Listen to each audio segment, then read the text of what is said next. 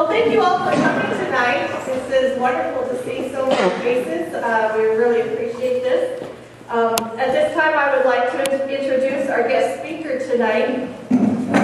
Harlan Schaefer enlisted in the U.S. Navy's delayed entry program while still a senior at Aurora High School and entered active duty in December of 1977. His first 2 years were primarily schools and qualifications in the Navy's nuclear power program. After completing qualifications, he was assigned as an instructor at the Nuclear Power Training Unit in Idaho Falls, Idaho for 2 years. In 1981, he was assigned to the Nuclear Fleet Ballistic Missile Submarine, USS James Monroe, until his discharge in 1983. Harlan's address this evening is titled, "Who Will Pick Up the Flag?" Please help me welcome Mr. Harlan Schaefer. Thank you.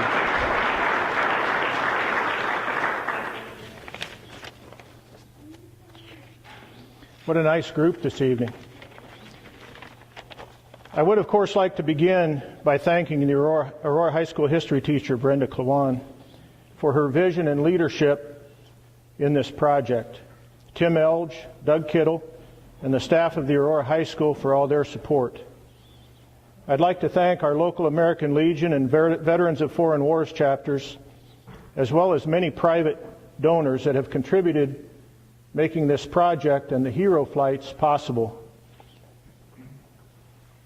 I'd like to thank the Aurora High School students that participate in this project. The interest and the respect they've shown by their conduct and hard work makes an impressive statement about today's youth and tomorrow's leaders. In a powerful scene from the movie Glory, Matthew Broderick portrays Colonel Robert Shaw in charge of the 54th Massachusetts Voluntary Regiment, the first African-American regiment officially recognized by the United States as they prepared for an assault on Fort Wagner in July of 1863.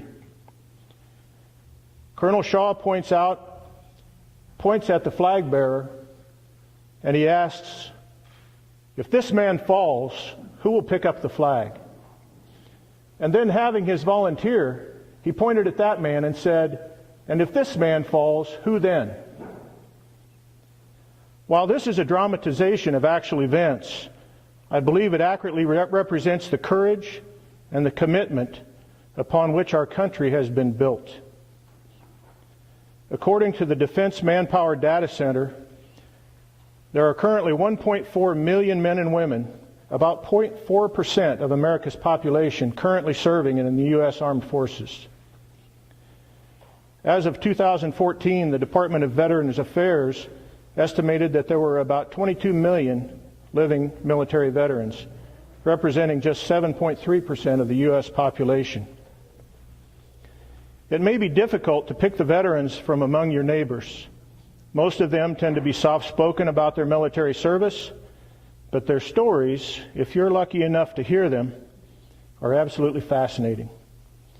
And that's part of what the Aurora High School Heroes and Huskies project attempts to capture and preserve.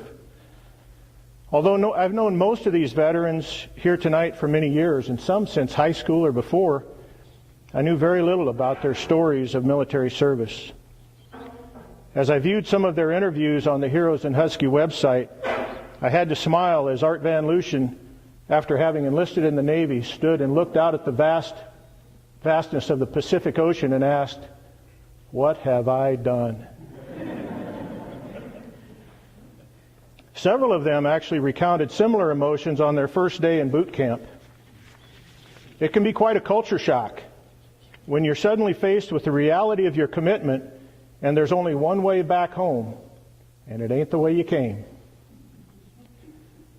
As Bill Oswald's dad put it, way before Nike coined the phrase, "Just do it." Every morning you put one foot in front of the other. I know. More specifically, your left foot. You always lead with your left foot. I've known Monty Yoder since, before high school probably. After college, Monty joined the Army and retired 26 years later as a lieutenant colonel. He served all over the world and in numerous military operations. He gave credit for his success to a set of small-town Nebraska values that fit well with the Army: honesty, integrity, selflessness, and duty to country. I submit those are the values that have helped each of these hometown heroes succeed and part of the pride they know today as veterans. And the military has a way of growing individuals in unexpected ways. Pat Noose had been teaching in Wood River when she became an officer in the Air Force. She thought she'd make a fine officer in the fields of education or training or administration. The Air Force had other ideas for Pat and tapped her to be a weapons controller. I loved her initial response. What does a weapons controller do? A few months later, she was an expert. 2 million U.S. veterans and about 200,000 active duty personnel are women, representing 10% of all veterans. The percentage of women veterans can be expected to increase as women have been integrated into every aspect of today's military. Even submarines are being redesigned to better accommodate a growing number of female crewmates, with new classes of ships scheduled to join the fleet as early as 2021. Since 1973, the U.S. military has been an all-volunteer force with incredible opportunities for education and experiences that develop technical skills, confidence, leadership, and friendships that literally last a lifetime. Early in my training as a nuclear plant operator, my division officer told me, if your ship loses her ability to produce steam for propulsion and to generate electricity, she can't defend herself or her country. In one sentence, he made my job a part of and important to something to a far greater purpose. The same can be said for those that maintain our aircraft in airworthy and battle-ready conditions, those that supply our troops in faraway places, provide early detection for incoming aircraft and missiles, maintain and control our fire control systems, the medics, the mechanics, the intelligence personnel. Today, 22 million Americans have made the defense of freedom for America and on behalf of people all over the world personal. 8 of them are with us tonight. If you're in high school today, the world might seem pretty scary. If you listen to the news, you might come to the conclusion that our country has never been more divided or faced greater peril.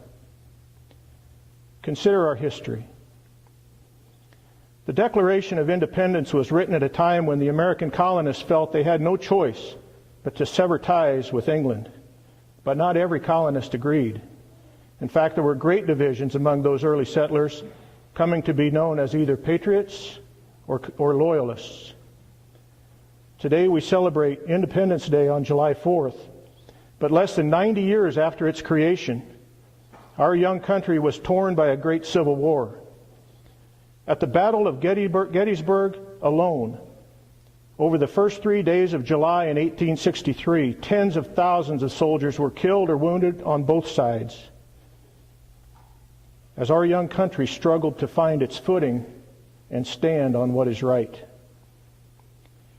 In November of that year, President Abraham Lincoln delivered a 4-minute address from that same battlefield in which he reflected on this country, conceived in liberty and dedicated to the proposition that all men are created equal.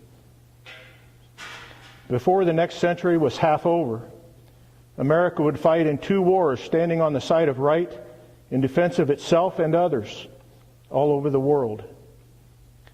Anyone that says the world has never been closer to nuclear war has forgotten the Cuban Missile Crisis. So in spite of what you hear on the news, or see it from Facebook from some post that somebody's got their hair on fire over one issue or another, things really aren't all that bad. Sure, we've got work to do. We always have. But look how far we've come. The only question, I think, facing each new generation is, who will pick up the flag? Who will be the heroes that your children meet? In a speech delivered before 62 World War II veterans on the 40th anniversary of D-Day, then President Ronald Reagan raised the question, where do we find them? Where do we find such as these? He went on to say that the answer came to him as quickly as the question. We find them where we've always found them, on the farms, in the shops, in the stores, in the offices. They are just the product of the freest nation the world has ever known. The Aurora High School Heroes and Huskies project brings those words home as we get it to see a personal snapshot of exactly where we found them. May God bless America by granting us the wisdom to discern what is right, the will to choose it, and the strength to make it endure. Enjoy your evening.